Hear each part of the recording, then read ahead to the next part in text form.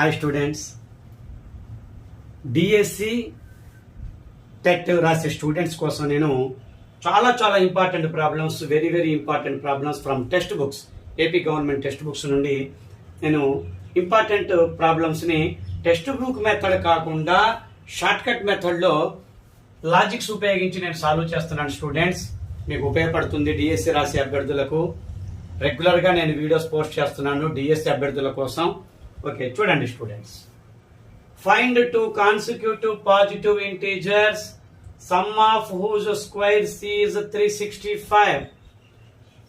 రెండు వరుస సంఖ్యల యొక్క వర్గాల మొత్తము 365 అయితే ఆ రెండు వరుస సంఖ్యలు ఏవి?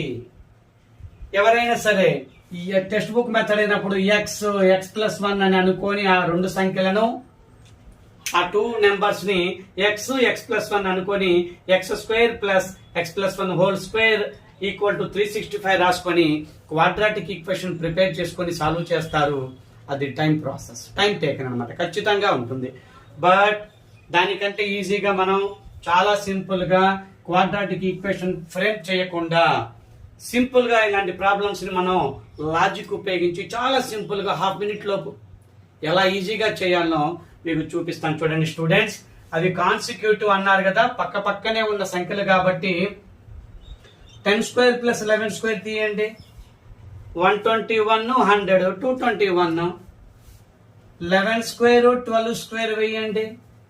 144 121 144 121 165 265.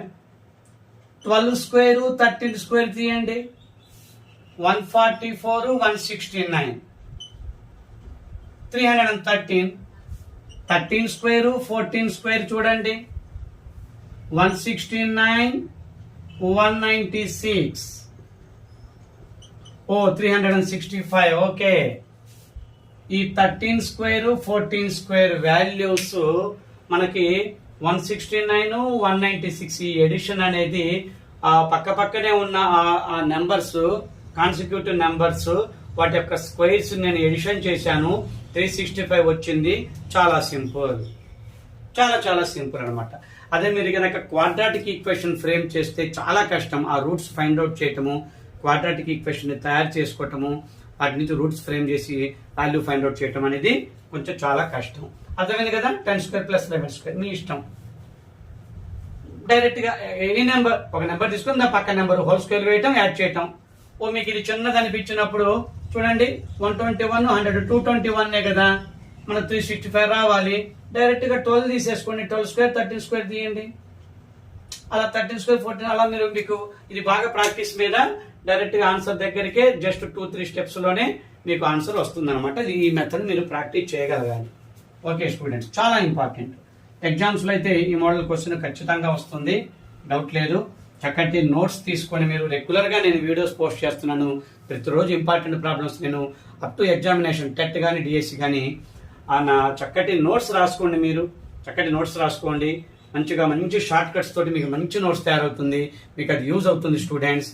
నేను ప్రీవియస్ పేపర్స్ స్టడీ చేసి అలాంటి క్వశ్చన్సే నేను ఎక్స్ప్లెయిన్ చేస్తున్నాను. ఆ డిఎస్సి అయినా సరే, టెట్ అయినా సరే. ఓకే స్టూడెంట్స్, మరో క్వశ్చన్ చూడండి. The altitude of a right angular triangle is 7 cm less than its base. If the hypotenuse is 13 cm, find the other side. ఒక రైట్ యాంగిల్ ట్రయాంగిల్ ఉందంట. రైట్ యాంగిల్ ట్రయాంగిల్ ఉంది, దాని hypotenuse 13. Height is 7 cm less than it's base. అంటే ఈ base కంటే, base X అనుకుంటే height 7 cm తక్కువ ఉందంట.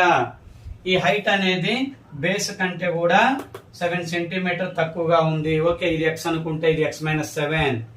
మీరు ఇలా x-లు x-7లు 13లు తీసుకొని x² + x-7 whole square equal to 13² తీసుకొని పైథాగరస్ థియరం అప్లై చేస్తే క్వాడ్రాటిక్ ఈక్వేషన్ ఫ్రేమ్ కావాలి. చాలా టైం టేకను. టెక్స్ట్ బుక్ మెథడ్, ఇది ఎస్ఏ క్వశ్చన్. చాలా కష్టం కదా, ఆ మెథడ్ మనం చేయడం చాలా కష్టం. మీరు అసలు పైథాగరన్ ట్రిప్లెట్స్ ఉన్నాయి స్టూడెంట్స్, పైథాగరన్ ట్రిప్లెట్స్ ఉన్నాయి. 5 కి 12 13, 3 కి 4 5 ఎలాగనో 3 స్క్వేర్ ప్లస్ 4 స్క్వేర్ అంటే 5 స్క్వేర్ కదా. 3 square plus 4 square equal to 5 square కదా. 3, 4, 5 ట్రిప్లెట్ ఎలాగనో పైదాగని ట్రిప్లెట్స్ అంటారు. అలాగనే 13 కి కాంబినేషన్ 12, 5 ట్రిప్లెట్స్, డౌట్ లేదు. అంటే ఈ బేస్ అనేది 12 నెంబర్ అయినప్పుడు డౌట్ లేదు, హైట్ అనేది 5 నెంబర్ అవుతుంది. 7 లెస్ దాన్ ఖచ్చితంగా ఉంది స్టూడెంట్స్. 12 కంటే ఒక 7 less than. Height 7 centimetre. Triplets మీరు గనక కొన్ని రాసుకొని మీరు గనక ఇవన్నీ కరెక్ట్ గా గుర్తుపెట్టుకుంటే చాలా పెద్ద ప్రాబ్లం కూడా. ట్రయాంగిల్స్ చాప్టర్ మీద పెద్ద ప్రాబ్లమ్స్ ఇస్తూ ఉంటారు. ట్రిగ్నామెట్రీ కానీ ఇలాంటి ప్రాబ్లమ్స్ కానీ ఇవి పెద్ద ప్రాబ్లమ్స్ వస్తాయి. బట్ రైట్ యాంగిల్ ట్రయాంగిల్ వచ్చినప్పుడు మనకి ట్రిప్లెట్స్ అన్ని గుర్తుంటే ఈజీగా మనం 13 కి కాంబినేషన్ 5, 12 అని తెలిస్తే చూడండి ఎంత ఈజీలో. ఒకటి 5, ఒకటి 12 అంటే బేస్ పెద్దది కదా 12 తీసుకుందాం. ఆ హైట్ కొంచెం 7 సెంటీమీటర్ తక్కువ కదా 5 తీసుకుందాం, అయిపోయింది.